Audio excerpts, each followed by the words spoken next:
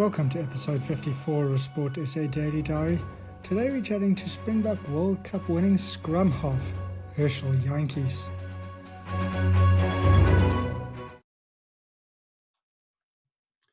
Evening, Herschel. How are you doing today, mate? Hi, Adam. Good, thanks yourself. Yeah, very well, thank you. How's Cape Town going? I believe you're having a bit of rehab going. Yes, it's good. Had a bit of cooler weather today.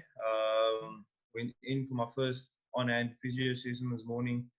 So the rest of the stuff was obviously only on Zoom and then WhatsApp calls and stuff. But it was nice to get back in things for a bit today. And any timeline on when you guys are going to get back into training?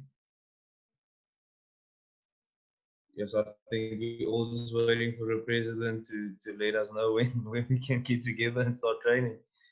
Sure, you guys must be climbing the walls because it's not as if you can go do some rugby tackling and some sprint training in your garden. Yeah. Some of the guys, believe it or not, do it. But obviously for me, it's been much more difficult. I've been on one leg for most of the lockdown. Finally out the boot for almost a week now.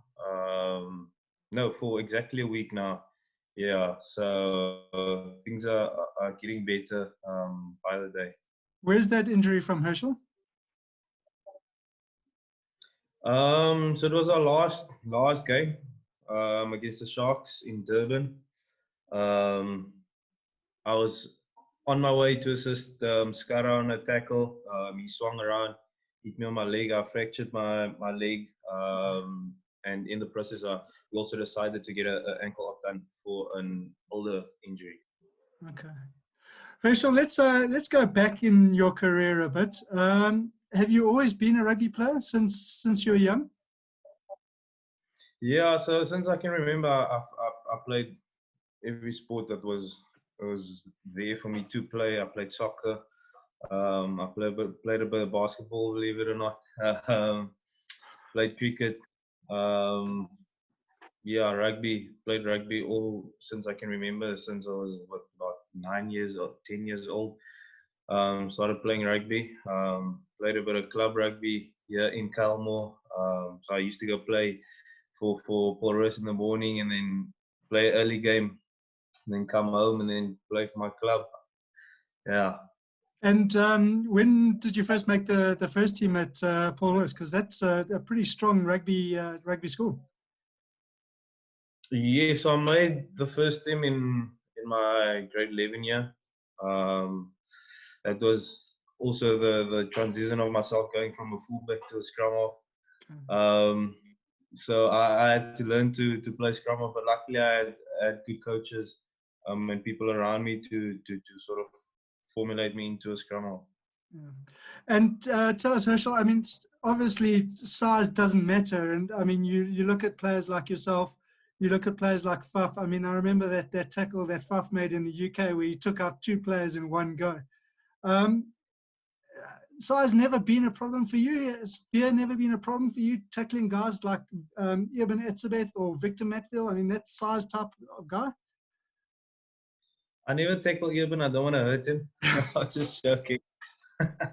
No, not really. Like I said, I played in the morning. I would play under 14s. I would play under 14s at school. I would come to club rugby, and then you would play with under 16s, under 18s mixed. So I guess that's where it started. And I was never big, so it was never in my mind that I'm going to use my body to overpower someone or to let the size of my body stop me from what I can do. I think that's where it started. I think I also, growing up, I had a lot of older friends that played rugby. And obviously, speel 'n bietjie rugby op die gras. So I think that's where it all started. And I mean, I'm not exactly the biggest guy either, but on the sporting field, I was probably the loudest guy. Is it the same with you, where you like the loud guy but the little guy? Unfortunately, my position my position is asked that I speak a lot and I shout a lot. But I try to keep it on a minimum. Only speak when I have to. Some guys would differ, but yeah, sometimes I am. And Herschel, you progressed through the ranks with Western Province under 16, under 19, under 21. You played Craven Week. Do you have any sort of real highlights or special memories from those early days?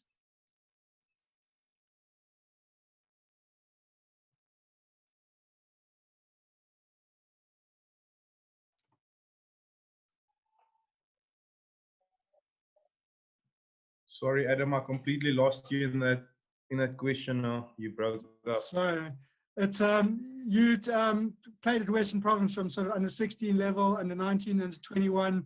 You were at Craven Week for a couple of years in 2013 and 14. In those early years, do you have any sort of real highlights that you think back and think, wow, that was like the real start of my career? I would say the 2013 Craven Week was special, really special to me. I played with guys like JDC Killing. They were all older. They were a year older. Played with Lucas Potma. Yeah, Grant Hermanas, Dan Toop. So I think that was quite special to me because growing up and with them playing a year of first team rugby already. They were the guys that I looked up to, and obviously they were the guys that played SS schools and went on to play junior box and so on. So I think that was quite special for me. And also I think my under 19 year at the Western Province Rugby Institute was also quite special for the mere fact of the people that I met and the friends that I've made within that year. Yeah, I would say that would definitely be the two special memories for me. Okay. And then obviously you progressed through the ranks at Western Province. You made your debut for Western Province against the Leopards in the Currie Cup in 2016. But I'm kind of more interested in the latter sort of elements of your career. You played for Scarlets in Pro 14, and then Super Rugby. Your first game was against the Sharks. Tell us about that. Was that a real step up from where you'd been before? Yes, 100%. But I think, like I've said in previous interviews, my mind was always set, and I've always worked to when the opportunity comes that I'm ready for it and that it doesn't blow up in my face. So it was definitely a step up, and I believe that there's no such thing as a perfect rugby player. So you can learn every single day. You can learn. If you think you know something, you're wrong, because tomorrow you'll learn something new. But it was definitely a step up, and I'm still trying to master the game. Hopefully one day I'll become one of the great rugby players. Well, you're certainly on the road to that. I mean, just judging from your performances in the last couple of years. You mentioned sort of looking up to players and learning from players. Have there been any specific guys that through your career you've learned a lot from, or sort of they've been your goal, or who you look to get advice or to sort of match your game to? Yes, 100%. I think coming from being a junior at Western Province, I think Jano van Mark was definitely a guy that I learned a lot from. A really nice guy. And then obviously joining the Parks now, Faf and Kobus, they're really amazing guys, and I really learned a lot from them. So that if I have to pick someone, I have to pick all three of them. I think they've really been influential, especially Kobus and Faf with the kicking game. I think I learned a lot from them. And we chatted earlier about it sort of being a step up from Currie Cup to Super Rugby. You then obviously got called up to the Springboks. That certainly wasn't much of a step up for you, because you blew Australia away with 2 tries in a matter of minutes. I mean, what better debut could somebody have? No, I think it was all just luck. I think God was just on my side that day. No, I think the prep that went into that whole build up towards a test match, and it was sort of like a second string team playing against Australia. I think the pressure was on, but like I said earlier, I always try to challenge myself and try to work so that when the opportunity comes, I'm ready. And I was for certain I was not going to let that opportunity slip through my hands. Well, you certainly didn't. Herschel, tell us a bit about sort of coming out for the Springboks the first time, sort of walking out onto the field, coming onto the field, touching the ball for the first time. I mean, is it all a bit of a blur now, or I mean, do you remember it? Was the adrenaline flying through your body? Tell us a bit about that first test match. I can remember every single thing from that day.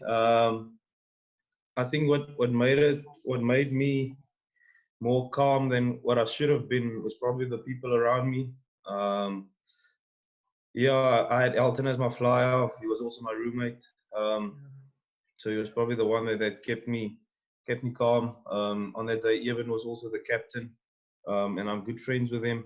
Um, yeah, so there was definitely nerves. Adrenaline was pumping, but it was definitely a day that I'll never forget. And probably the second best game or the second best memory of my rugby career, with the World Cup final being my best memory of them all. Well, you've got such a young career. There's lots more memories to come, hopefully. After that Australia game, you guys played against New Zealand away. That must have been a bit daunting for a very new sort of Springbok. Yeah, so we left directly after the Australia game.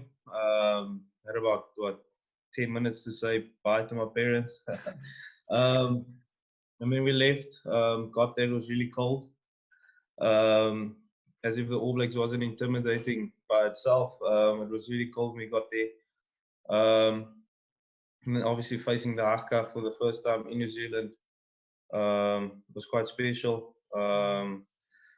But again, I think the prep um, within for the whole competition with in mind the World Cup coming up, and then there's spots up for grabs. I think I couldn't think about too much about the All Blacks and what they were going to bring, but to focus on our processes and make sure that I execute on the day. And I think it worked out. I was lucky enough to score a try from a chip from Jason Colby. It could have been so much different, but I'm just happy and glad for the opportunities that I got. Just from that match, I remember Cheslin and yourself, absolute dynamo duo, really. It was more Cheslin than myself. I was just on the end. It was more Cheslin than myself. I'm not so sure about that. I think you're being a little bit modest there. Herschel, tell us about then getting that call, knowing that you were going to be in the squad for the World Cup. Was it a phone call? Was it how did you learn about that? Yeah, it was quite special.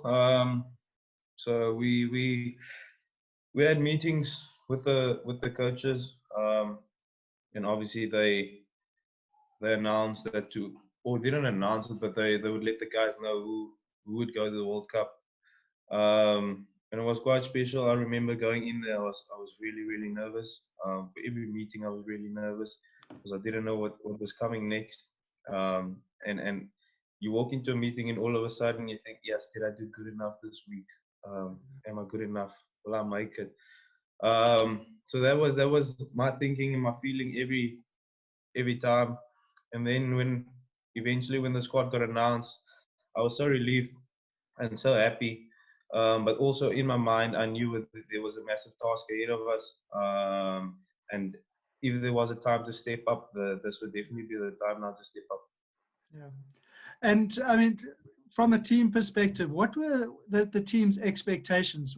Was obviously the final and lifting the trophy the realistic goal, or what was the sort of ins and outs of the team's thinking before the start of the Rugby World Cup?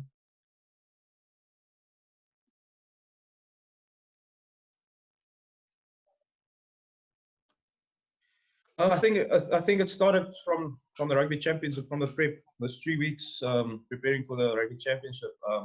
I think it was a quite clear message from the coaches and within the whole group that whatever we are doing each and every day is in build up to the final and winning the final.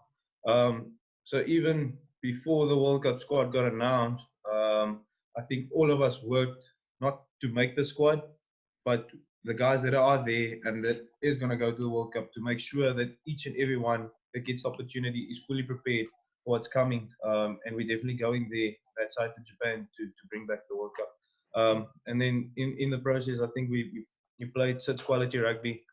We were still not at our best, but we got to win the rugby championship as well. Yeah. And Herschel, did anything change after the defeat to New Zealand in the first game? Was the mindset any different, or was it still, it doesn't really matter, it's a pool game, we'll still qualify? No, it's quite funny because I think that's probably the most relaxed I've ever been after a loss and in such an environment. I think the whole environment was really relaxed because I think we knew why we lost. It was merely of our own mistakes. And we knew what we had to do to fix it. And I think we bounced back quite nicely. And like I said, all those prep, even before the World Cup, we weren't going to let that just slip out of our hands after one defeat. Obviously, after that loss, it changed the ball game a bit because every game was a final for us. But I think we had such a great coaching staff and support staff that probably kept us on track and made sure that no one panicked. Yeah.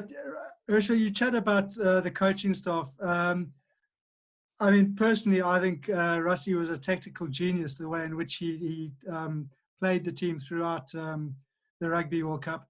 You look at the Wales game, the performance there, and then you look at the final, and it was two completely different game plans.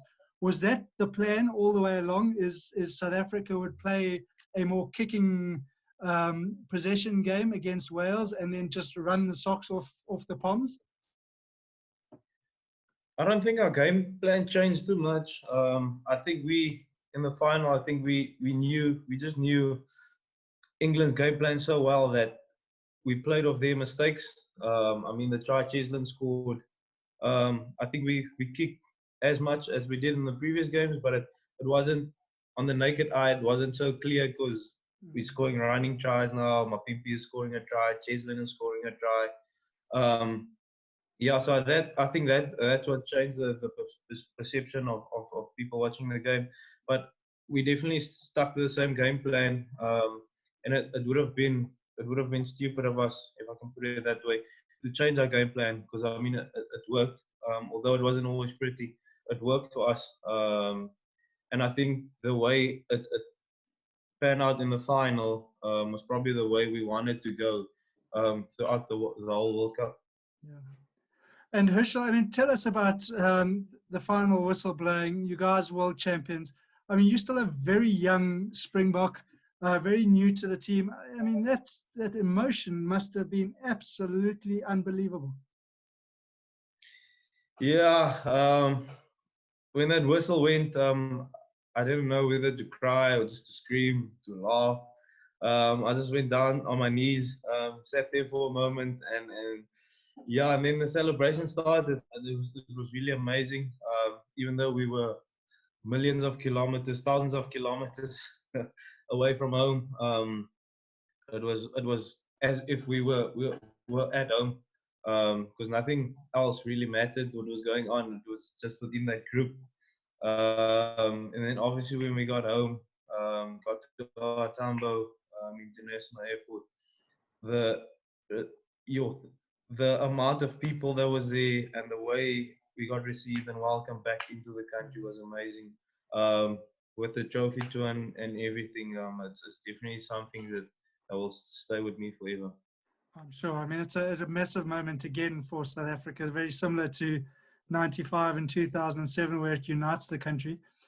Herschel, tell us a bit about what it was like in Japan. I've heard from a few sources that it was an absolutely amazing World Cup. The Japanese people were amazing. I've seen videos of thousands of Japanese people singing the South African national anthem. Was it exactly like that in terms of them being so incredibly welcoming and being just an incredible place to play the game? I think it was 100% exactly the same as what you saw. I think it was so well organized. Everything was on time. There was never a problem with the bus, never a problem at the hotels, or at least that was what we as players saw. Probably from a management side, things could have gone skew, but like I said, we had such a quality management side that would never get to us because they purely wanted us to focus on our mission. Yeah. That's to win the World Cup. But Japan is really such a special country, and I think it was my first World Cup, but from what I've experienced, this must be probably one of the best World Cups. Yeah, I think France are going to have a lot to live up to in 4 years' time. Herschel, who's been the toughest player you've played against to date? Not necessarily another scrum half, but somebody that you've come up against. Yeah. The toughest guy I've come up against was probably my team. Definitely must be Bongi. Yeah, he's just mean. He plays the way he looks, and it's really, really, really scary. Yeah, so Bongi is definitely one of the toughest guys. Him, Peter, Steph, Eben, definitely toughest guys I've come up against. And Herschel, I mean, just in closing, it's been awesome chatting to you. But just in closing, what is the future hold for Herschel Jantjies? 100 Springbok caps, a few more World Cups. Yeah, well, that obviously all depends on if I play quality rugby. Yeah, so for now, the plan is just to get fully recovered and get back into things. So hopefully in a week and a half's time, I can start jogging again. I've obviously committed to the Stormers in Western Province for another 2 years. And then I would like to go on and play a couple games for the Springboks, and hopefully I can come like Beast and all those guys, Brian Abana, and play over 100 games for the Springboks. So no chance of you coming up to Joburg and playing for the Lions then, huh? Well, not anytime soon. I think we're going to have to start saving our pennies and get you up here. Herschel, it's been awesome chatting to you today on Sport SA Daily Diary. Thank you so much for your time. Good luck with your injury, and look forward to seeing you in the green and gold again. Thank you very much, Adam. Thank you for having me. Take care. Look out for tomorrow's episode of Sport SA Daily Diary, where we'll be chatting to Proteas hockey player Clinton Panther.